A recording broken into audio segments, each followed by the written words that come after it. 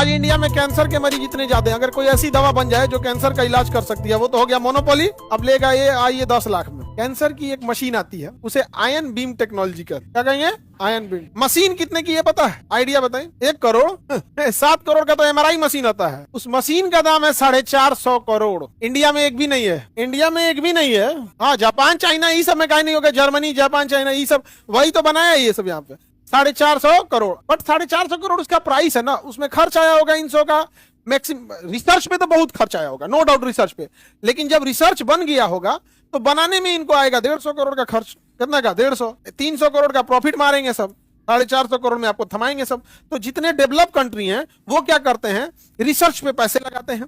जब रिसर्च हो जाता है इतना ना बड़ा मार्जिन ले लेते हैं सब कि काम खत्म। और इस मार्केट में अगर देखिएगा तो मार्जिन इतना कम है कि ज्यादा ग्राहक देखना पड़ेगा। और इस मार्केट में रिसर्च पे पैसा लगाओ, इतना मार्जिन रखो कि दुइयों को ग्राहक मिल जाएगा। अब बताओ, जो कंपनी है साल में 1 को मशीन बेच दिया तो कितना फायदा है। ये भैया हम लोग जिंदगी भर करेंगे तो इतना ना आए, हम लोग जिंदगी भर करें तो इतना नहीं आएगा, नहीं आएगा। आगे बढ़ जाए, किसी को दिक्कत ना, वो मशीन से सीधे इलाज हो जाएगा, खत्म कहानी। उसे आयन बीम टेक्नोलॉजी कहते हैं, कोई इधर उधर नहीं। वो मशीन से इलाज कराने का खर्चा 25 लाख रुपया है। अजब हाल है बाबू।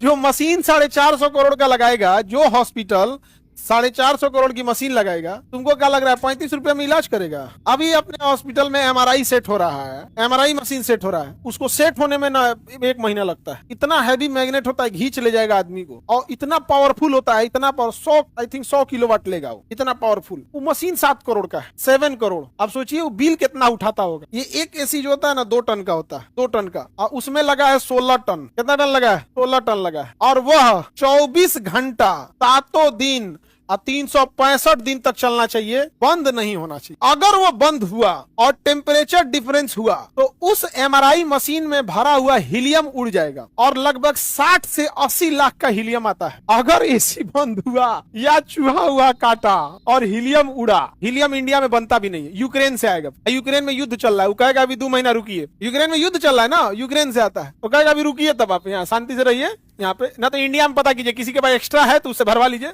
तो हम सप्लाई देंगे, अभी पुतिन मार रहा है हमको। तो इतने महंगे हो जाते हैं सब, इतना महंगा चीजें यहाँ पर। सोच सकते हैं यहाँ पे एक मशीन, उसका रनिंग कॉस्ट सोचिए, जहाँ कितना बिल उठाएगा। यहाँ पे लोग पंखा चलाते हैं, पंखा चला के जाता है। आप लॉज में पंखा चला के चलिएगा तो मकान मालिक सुनाएगा बिजली बिल आता है, बंद करके जाओ।